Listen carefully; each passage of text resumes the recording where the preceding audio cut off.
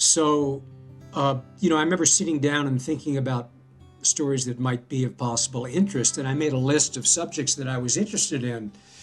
Uh, the first, of course, was literature. The second was music because I played guitar. And the third was theatricality in the broad sense of that term.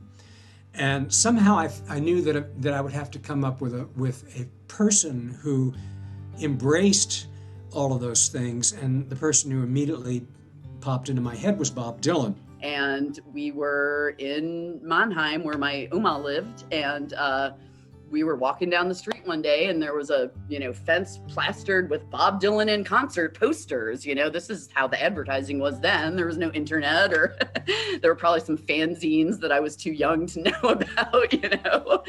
And so we convinced, it didn't take a lot of convincing, got my parents to get us tickets and to actually drop us off at the stadium in the morning.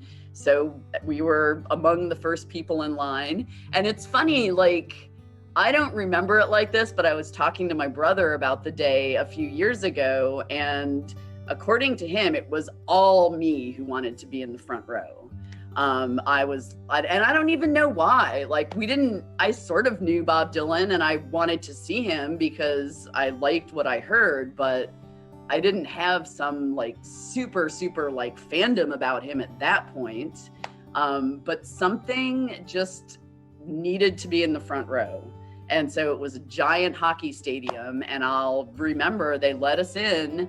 And my brother, I guess, had tried to talk us out of this because he's like, it's going to be too crowded down there and we're never going to make it. And we should just get a good seat in the stands. And I was like, have none of that. And so we dashed in there. And so for my very first show in 1981, we were front and center on the rail. I think that a lot of us have passions too and enjoy sharing our interests. And through the internet, well, as you know, in your personal life, you have some things you love, but not everybody else around you loves them. But then when you go online and you discover that there's a whole universe of people that share your passion. And I'll give one example. So I had a website. I started my website in 95. And when I saw Dylan the first time in 98 here at the Deck, I wrote a long review of that concert. Well, then about 5 or 6 years later, I was Googled to find my review, and instead I found my review was on Bill Pagel's Bob Links website. And, he had absconds everything that anybody has written about Dylan and any concert. And so then up here, we had John Bush. He had a radio show for 26, 27 years, Highway 61 Revisited. And I was in love with the show, being a Dylan fan. And every Saturday night I would paint as an artist in my studio while listening to John's show. As it turns out, then through the show, I discovered all these local Dylan fans. And then the bigger Dylan universe, of course, that you didn't know about. For me personally, it hit me at just the right time. Was when I was getting ready to leave home and getting ready to move from a smaller town to the larger world, with the common uncertainties that everybody has when they leave home. What am I going to do with my life? How am I going to meet people? How am I expected to earn a living? And with perspective and looking back, you realize that those fears were surmountable, but at the time, they're very, very scary. And the song just struck me. How does it feel? And I was feeling it at the time. I was insecure. I was scared. I was nervous. To be without a home, no direction home, a complete unknown going out in the world. I mean, it was like it was written for me in the moment, and it just came through the stereo and just into my core. And it was what I was feeling, and that couldn't translate into words. And it just was the most powerful moment I've ever had with music. Right, because it was different from 74 to 75. That was awesome. And then 75 to 78 is like, I don't get it.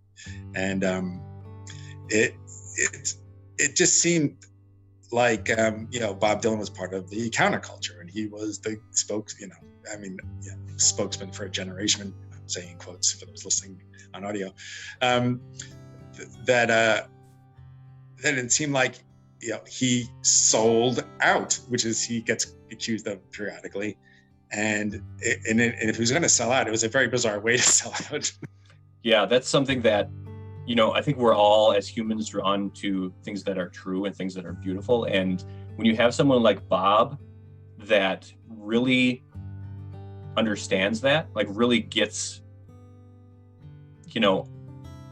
whether it's a long story song or even a short, like basic, like 3-verse, 3-chord, folk song that really resonates with someone, you don't have to be a literal hobo that, is chasing down boxcars and everything, but you understand that as, traveling from place to place, or maybe through some struggles of your own life. And so there's something true there that's at the bottom of everything, pretty much everything that Bob writes, where I can identify with this, whether it's financial situations or, love and loss. And he doesn't mince words, and I think it was George Harrison that said, if there were some things that Bob said that no one would have said if he hadn't.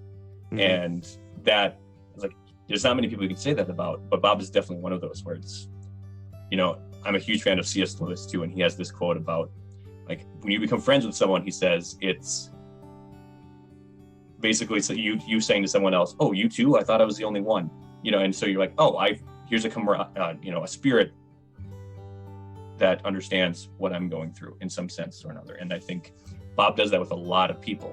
And I think that's why he's gotten so legendary. When I was 14, 15, 16 years old, Bob Dylan used to hear in Duluth, he used to hear the foghorns of the ships out on Lake Superior. Well, in Callaway, this little town, in the summertime, your windows are open and trains go through. That's where in that part of Minnesota, it's big farmland. And so like about every 7 miles, there'd be a little town built along the train line for like the farmers and stuff to get their crops to market and stuff. So at night I would hear this train whistle going off in the distance, and that would be like, I wonder where they're going, what's out there. And there's a way to get away to see more.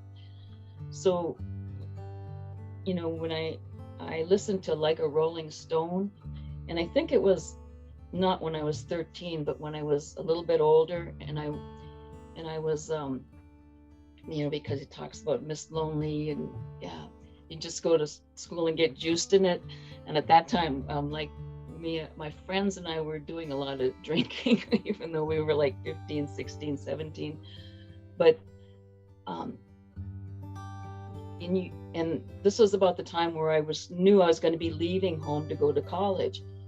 And it's like, you first hear that, how does it feel to be on your own, a complete unknown, like a Rolling Stone? And it's like, oh, wow, and then it was like, that was another thing that it turned around for me. I was like, that's going to be great. That's going to be great, where I can be like a Rolling Stone where nobody knows who I am. So I guess there's kind of two facets to this. So, the first one is the obvious one, which is, I do think his music is unique, and it stands above anything else that I listen to. In terms of the lyrics, the connection of the lyrics, I think back to, It's All Right, Ma is the song that I always come back to. So you've got the timelessness of the lyrics. So, whatever you want to say, advertising signs a con, you and thinking you're the one. That, if you ask the foremost cultural critic of the day to write 10,000 words about the Facebook generation or the Instagram generation, they wouldn't write anything half as perceptive as the couplet, advertising signs a con, you and thinking you're the one. That's what that is, in the same way as it describes the MTV generation, in the same way it describes the TV dinners generation. History almost bends towards lyrics within songs like this. They're just phenomenal. You have that, you have things like, toy guns that spark and flesh-colored grass that glow in the dark. That's the trivialization of violence. That's the way we make a novelty of violence, the way we make a novelty of religion. that's Trump on the steps of a church with a Bible. That's video games, outcries about violence in video games. Whatever generation you look at, Bob is just nailing down the cranks and the charlatans, and he's nailing down the outcries and the issues that we're all facing. And decades go by, and it's still as relevant. And I don't know anyone that's quite as on point as Bob is. So that's reason number one. Reason number two is, I guess, just the inspiration, like on a very personal level, the inspiration that he provides to me.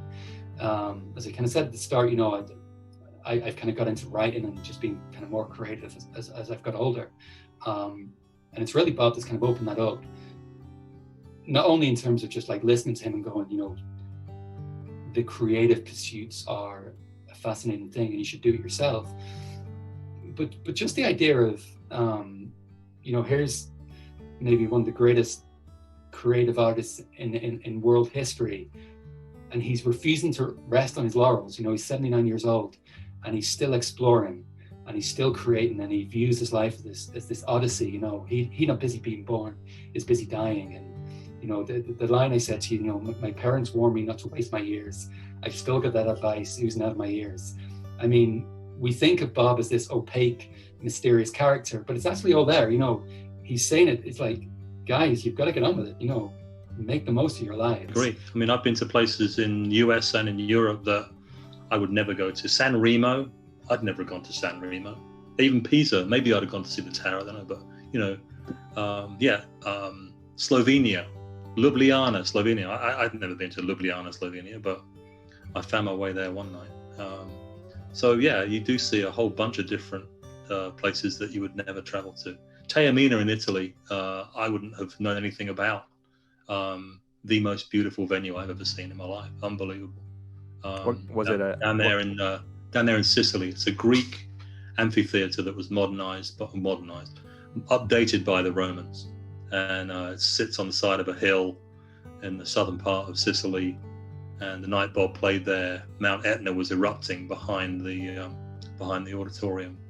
It's all outside, so you had this kind of, I don't know what it was, 70, 80 degrees, Mount Etna erupting in the background, darkness falling, and Bob out there on this ancient stage. Those things you don't forget in a hurry, But my access to actually well-written stuff, my idea of a great lyricist at the time was James Hetfield from Metallica. Hearing Bob Dylan kind of blew it all open. I was starting to fill in the blanks of what kind of a person I wanted to be. And the kind of person I had in mind, Bob Dylan fan fit right into that, I guess. And that's the way it was always, because they knew that this was Bob's friend. Larry was Bob's friend, and we got the royal treatment the whole time, every time we went out. And Bob was always so busy doing things, and anytime he was out in public, where everybody was, people were always trying to get to him. So but he was always friendly to us and always wanted to stop and chat and talk to Larry and ask him what's going on. And he'd always give him, every time after over 15 years, whenever we ran into him, he'd give me a little hug and say, how you doing? And he knew we weren't trying to get anything, and that really made a big difference. Right. It's like you instantly understand each other on some kind of profound level. And I was actually thinking about this earlier today, because it's not uncommon to hear people say that they saw Bob Dylan in concert and they thought he was terrible. Right. There are friends of mine who have said that, and I don't try to argue with them, but part of me just thinks, well, there's something about me that you don't understand, even though we might connect, on a lot of other issues. But the fact that Dylan can provoke such divisive responses, to me, is an indication that what he's doing is something very, very different as a live performer than what anybody else is doing. And if you're on his wavelength and you get what he's doing, like you do and I do and many of our Bob friends do, then he hits you in a really powerful way. Oh, I think it's a couple of things. One is his abundance. I spent some time with Christopher Ricks a few years ago up at his home in Boston. We were talking about Bob, obviously, his favorite subject as well as mine. And he used that term. He said, well, this abundance is just incredible. And he does have this, the productivity of the guy is unbelievable. When he's not writing songs, he's, making gates, or he's painting, or, it's just, so I think the inspiration is one of never sitting still and just getting into that same old groove and just being this, letting every day go by and just doing the same thing. He doesn't allow that to happen, never has. He's never kind of rested on his laurel, so to speak. He's never been one of those that says, oh, well, I wrote, Times Are Changing and Blown in the Wind, so that's me taking care of the rest of my life. Witness what he's just produced with the Rough and Rowdy Ways album. It's just extraordinary to have a 79-year-old still producing music that's relevant and enjoyable. You can't experience many things on this planet better than a Dylan show in the front couple rows, because you have a guy, even in his 60s and 70s, which is when I started watching him live, just at the master level of his craft and how he can work the stage without even doing anything almost. And it's just the professionalism, the truth and the beauty of his songs, what he says, now, and being able to interact with that on a level where you're right there, just feet from him. And, you're experiencing history every time, regardless of how many times you've seen him. Oh yeah, there was like something in the accompanying poem in the liner notes. The school system, an invisible circle in which no one can speak without first consulting someone. I accept chaos. I am not sure if it accepts me. Like, yeah. Well, I'm honored. I just, what can you say? That he's the best songwriter of the century, and I got to sing his songs. I got to meet him. I got to meet all these wonderful people. Got to travel a bit, and I'm just blessed. I'm so lucky. And now, I can sing with Amy, and we can sing just about anything. I think we've got 385 songs on our list of things we can get through and sing together. So I'm really pleased. I'm really blessed. There's no other word but pure gratitude. And it's because of Larry's friendship with Bob.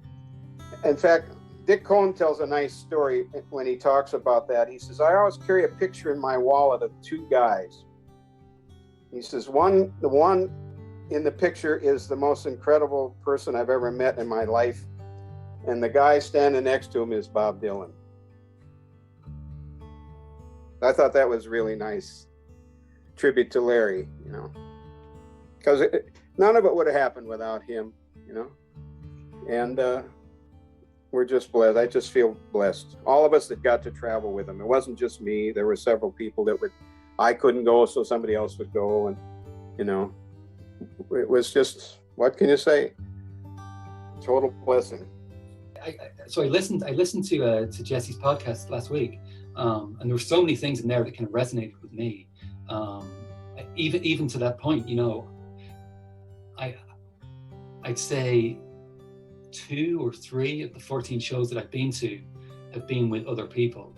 The rest I've gone alone, because number one, I don't feel anyone is as much of a nerd as I am, and can appreciate it as much as I can. So I will go on my own.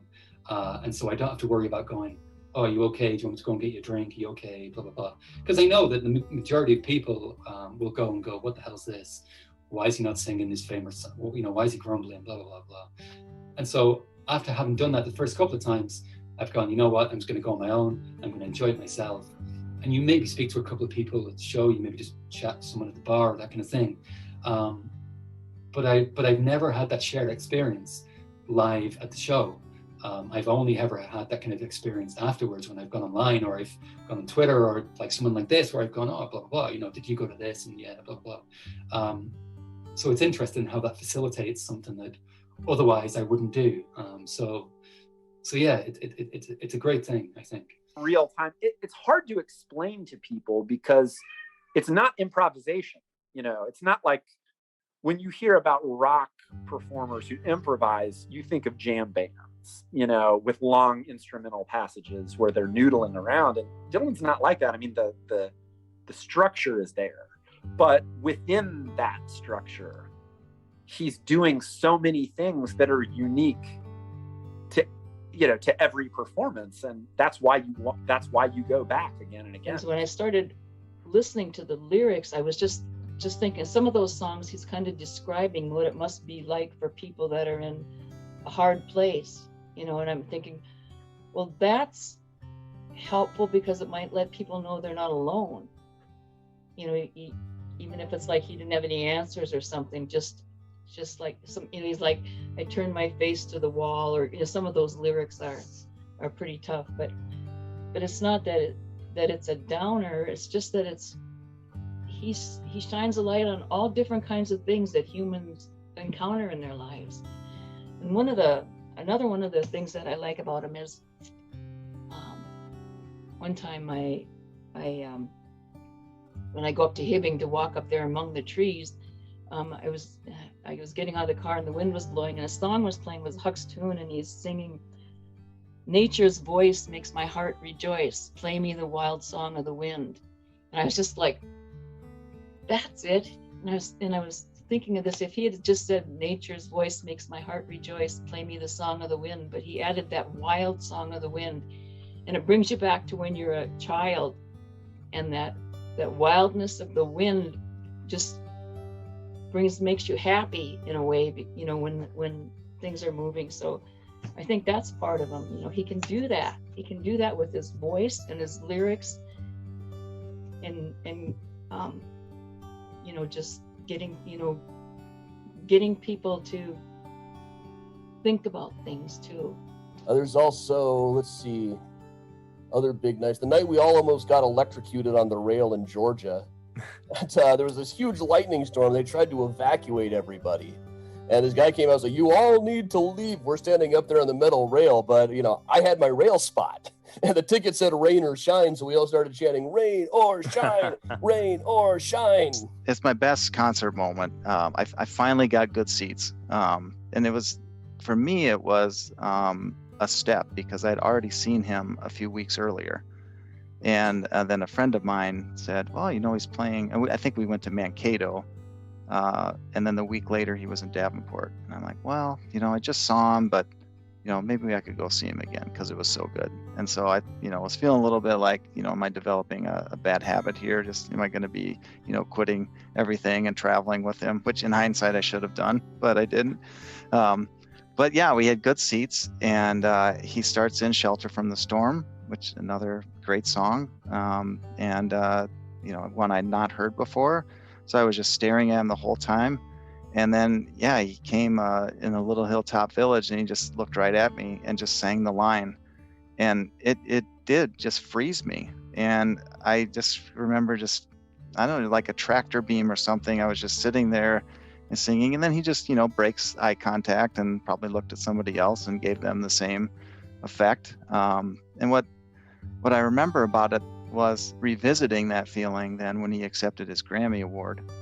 And he was talking about seeing Buddy Holly up in the Duluth Armory, and Buddy Holly making eye contact with him, you know, and he goes on to say he wasn't sure like if Buddy Holly's spirit was there with him when they were making Time Out of Mind. But I just thought that was kind of an interesting, you know, kind of a closing of the circle for me. I mean, it's something that I could share with him, something that he himself felt with one of his idols and appreciated.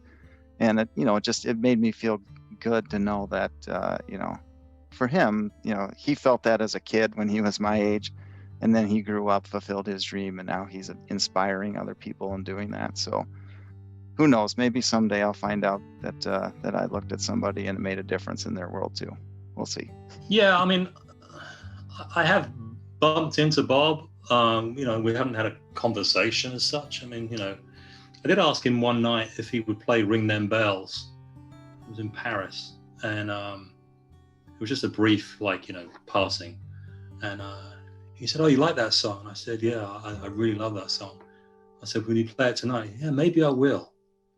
Well, guess what, you know. So I spent the whole evening, waiting for him to say, "Hey, I met a guy on the street tonight, and he really likes this song. I'm going to sing it for him now." And no, didn't happen.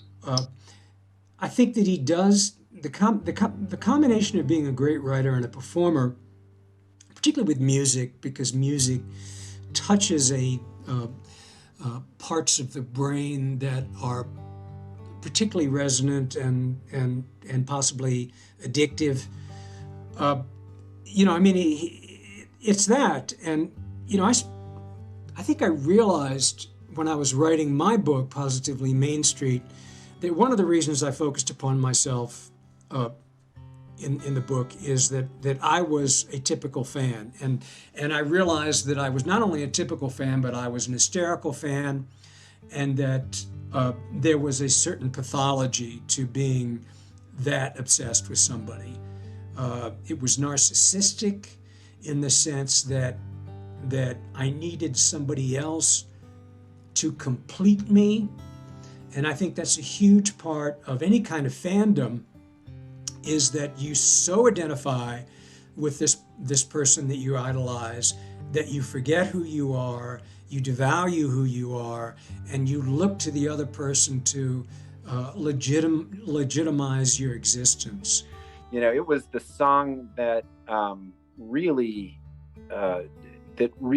spoke to me the most at that time. So, who knows? Maybe I would change my mind if I were to do it again in a couple of years' time. But I do think Key West is a special song. It's an epic song. It works on multiple levels. It's about, obviously, Key West, Florida, and it's about the sights and sounds of Key West, what it's like to be there, to feel the sunlight on your skin and the healing virtues of the wind. And it has it's a really uplifting song, which you can't say about a lot of Dylan's recent work. It's a spiritually uplifting song. But on the other hand, it's also it is about death. It begins with the death of William McKinley. And I think there's a sense that he's using a description of traveling to Key West as a kind of metaphor for transitioning, from this world to a world we can't see, as he says in the 60 Minutes interview. One of my favorite Bob songs in his entire catalog is "I've Made Up My Mind to Give Myself to You." And the reason is that, to me, people say, "Oh, what a beautiful love song about, to a woman." That's a love song to his fans. I thought that the second that I heard it, and he has given himself to us in terms of his traveling troubadour self, from Salt Lake City to San Antonio. And that's even the different things that he does now, oh, he makes whiskey. Oh, that's cool. Oh, he does metal work. You realize that you don't have to be, I'm sure it helps to have the money that he has, but you don't have to be restricted to, what do you want to do? Well, I want to be, a coach or a musician or a writer or whatever. It's you can, if you are interested in something, just go pursue it and see what happens. And I think that, here's someone who everyone knows is talented in the musical realm, and all of a sudden he's doing all this, he had a stage musical that's based on his stuff. He's, like I said, the whiskey and the metal work and the paintings. And you realize that, well, if you're a creator, you can create. And you don't have to worry about, and I think that's what Bob gives you, create, and you don't have to worry about what people think about what you're creating, because you get to decide that. And you have someone in Dylan probably who had to deal with expectations in popular culture like no one else in history. And when are you going to protest? When are you going to write the next protest song? When are you going to do this? And for him to be able to stand in that storm and say, no, I'm going to go record country songs with Johnny Cash now. And, say in Chronicles, well, I made a bad album on purpose. I threw everything at the wall to see what would stick and just to see what people would do.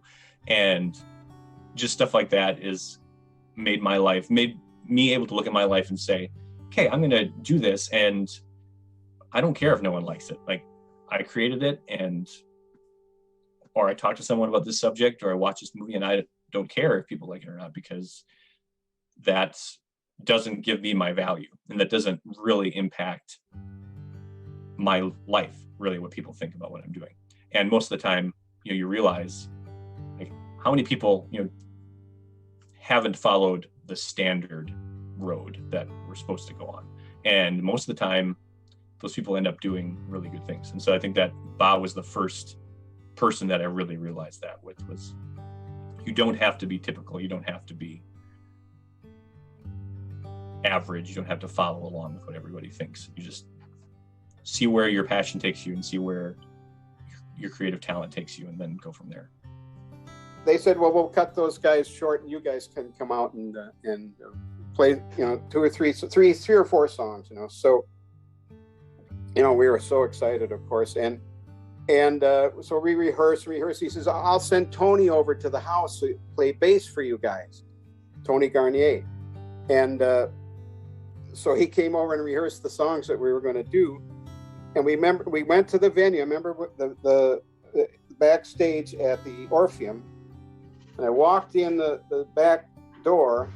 Bob had given us his dressing room because he knew Larry needed a place. So Bob gave us his dressing room, and I walk in the door carrying my Martin, my guitar, and the guitar tech grabbed it out of my hands. And he said, I'll take care of this for you. And he put it up on his rack, and he cut the strings off and put new strings on it, tuned it all up, and set it next to Bob's guitar on the rack, I thought, am I dreaming all this? What's going on? Like, looked at my friend and I was like, we gotta get closer. And we'd taken some mushrooms too. So I think I felt like kind of invincible, or like, there was nothing stopping us. And so a couple songs before the end, we started like working our way down to the stage. And I don't know why we didn't get stopped by security. Maybe it was the shrooms. I don't know. We had some protective aura. And maybe we were kind of scooting into the aisles, like on the edge, and then making sure security wasn't looking at us. And we did that until like the last song before the encore. We just walked like right up to the lip of the stage with the front row, just behind us. And Bob saw us, and he was playing like a Rolling Stone. And then like once we did that, a few other brave souls started to kind of filter out and stand up towards the end. And during like a Rolling Stone, he was coming like right to the edge of the stage and doing like all these rock star poses at me and my friend, and singing like, how does it feel, like right in our faces, to the point where everybody was like, oh my God, he's singing to you. And what a trip. Like, that's the first time Bob looked at me or noticed me. And that is something that makes you feel kind of like infinite and scared and freaked out and like ecstatic at the same time. That was all I needed. I got in my car, spent a couple of days on the road, came into Hibbing, Minnesota. And as I tell the story in the book, I was listening to this FM radio station from Duluth as I came into Hibbing. And I was driving down the main street, looking at all these buildings where Dylan had spent his life, and the sidewalks where he'd walked. And his voice came on the radio, amazingly enough. And it was just like a woman. And, I'm looking at all these places from his childhood, and he's singing to me, when we meet again, introduced as friends, please don't let on that you knew me when I was hungry and it was your world. And I thought, wow, this is it, I've got a story. I had to hear him a long time before it's like you can even catch all the words and stuff. And I think the one that I sort of started thinking about first was the Positively 4th Street, because it's like, you got a lot of nerve to say you want to be my friend. And when you're like 13 and 14 and you're just getting into high school and stuff, like all that stuff is like, wow, that's really real. And in the last part, he says, I wish you could stand inside my shoes. And I was thinking of how, we used to talk about, walking another person's shoes, or even walking another person's moccasins. That's how you get through the snow in the winter in an easy way. But I I thought about it, and I thought, well, he wants you to think about your effect on other people. He wants you to look at yourself and say, you know, you don't even know that you might be causing someone, you know, by what your actions are or how you react to them. So it made me always like put that germ even more in my mind, that everything you do will affect somebody else, or it can. And it ever since I started listening to him, it's just always been with me. I listen to his music every day. You know, when I'm not listening to it out loud, I'm listening to it in my head. The variety, I think, is incredible. You know, his recent song, I Contain Multitudes, that's so true. I mean, he's such a varied person. You know, country music, I love country music. I love rock and roll. You know, I love the singer-songwriter ethos. I love the poetic aspect of it. You know, but he's also somebody who's lived during a very interesting time. You know, he was part of the 60s. I mean, a big part of the 60s. You know, and he was, you know, present throughout all these other times in our life. And you look back, he was overlaying those historical events with very poignant commentary through his songs, a lot of times 3 to 5 years in advance of the events. And I just think that's incredible. And what I've really come to appreciate over time as I've gotten older and more mature is just how good he is at taking in all of the external stimulus and influence in his environment and through history, and accumulating all of this knowledge and bringing it in and reworking it and bringing something back out that is familiar yet completely unique and right on the point. You know, like he said, it doesn't pussyfoot around. It just smacks you right across the face, and this is what it is. And he delivers in such an enjoyable way for me that it's just incomparable, you know, to anybody else. And it's hard to really understand how someone's capable of doing this, but just I'm very thankful that he does, and he's been around doing it for so long.